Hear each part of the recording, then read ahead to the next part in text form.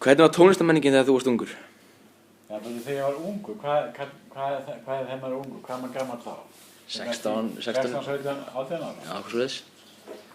Þá var það svona, hvað ég segja, svona rock, Woodstock og svona, manstu, Woodstock, en þú manst alltaf ekki neitt. Það var Jimi Hendrix og Crosby, Stills Nash & Young og þetta var svona dálítið mikið svona country rock stemming. Allir sungu með og svona og það var spilað á gítar og sungið með framöndir allir nóttu og allir kunnu lögin og svona. Geturðu nefnt okkur lög sem eru uppáldið þér? Já, ég get nefnt það. Ok.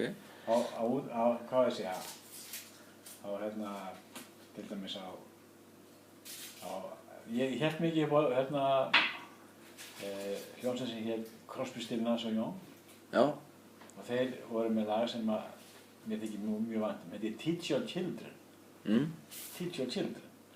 Það er mjög gott lag. Ok. Með skemmtilegan texta, bæði fyrir unga og gamla.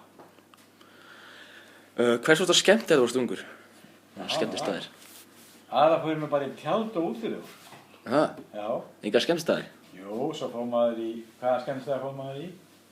Maður fór í, ég var nú aðra í sveit, sko, þegar ég var ungur. Já. Það voru einhverjir skemmtistaðir þetta nema hér á Kjalarnesi, það var Saltvíkin að skemmtistaðir. Nei, það var nú bara útihátíð. Það var útihátíð og innihátíð í Hlöðunni. Ok. Þá spilaði hljómsveit, íslensk hljómsveit sem hét Tempo. Þá var ég sko 18 ára, 17, 18 ára, þá var ég í sveit á Bakka og svo fór maður að djamma hérna í Saltvíkinni þegar Tempo kom að spila. Þá spiluðu þeir lög með Monkees og Crosby, Stills Nash & Young og hérna, hvað ég segja, hvað meira. Og Simon & Garfunkel og allt þetta, gömlu góðu lögin, það sungu allir með á dansu. Ok. Og hvað varst tónlistin í Kanarútvarpinu? Hún var alveg frábær. Já. Já. Varstu nú betri heldur en í Ríkisútvarpinu? Já, maður fannst það vegna þess að það var svo, í Kanarútvarpinu þá var alltaf verið að spila þessa tónlist sem manni þótti gaman að. Það var bara country rock og þessi nýjustu tónlist sem var á þeim tíma. Það var Kanan alltaf með. Ísland kom alltaf dálítið mikið á eftir. Það var dálítið mikið verið að spila íslenskar hljómsveitir og þarna Kaldi voru karlar og Tungin taktum og svona verið mútið skýja. Það var ekki það sem við vildum fá. Við vildum bara hlusta á það sem það skeið í Ameríku. Fannst þetta þá, þú veist, jazzið og rockið og allt það sem var í Kanarútvarpinu skemmtilega heldur en þessi klassíska tónlist? Já. Þegar maður var ungur. En svo þegar maður fór að eldast þá tók hitt náttúrulega yfir líka. Já.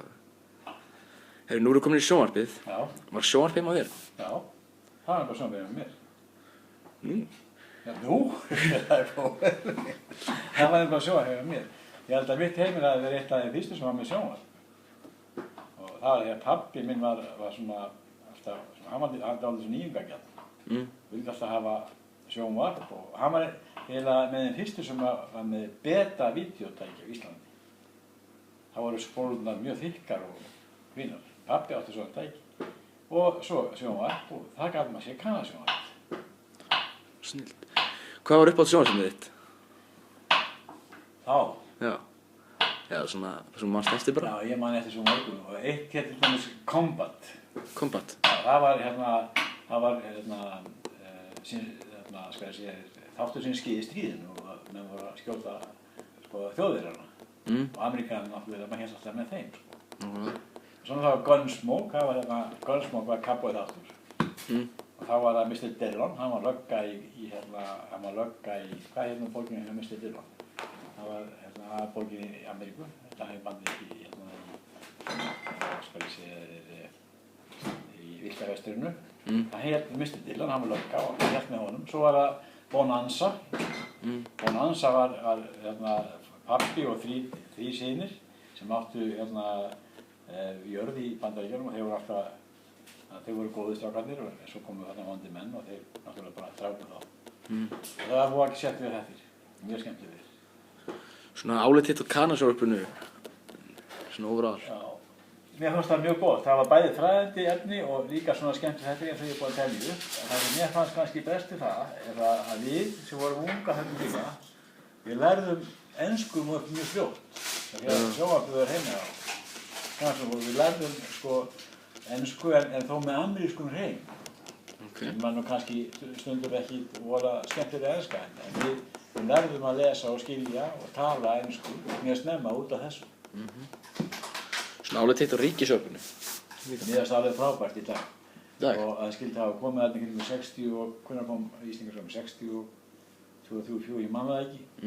Þess eða 1960. Það var algjört sko, þú veist, algjört nýjung á þeim tíma og þá sá maður alltaf einhver að tala íslensku á skjánum. Það fannst manni voru astanlegt fyrst vegna þess að við vorum búin að horfa á Kanadasjónvarpið í mörg ár áður.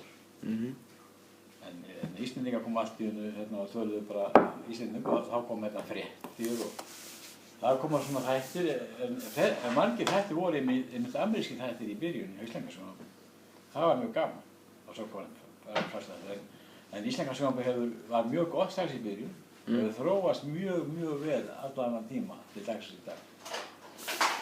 Heyrðu, það var bara takk fyrir þetta. Já, takk fyrir.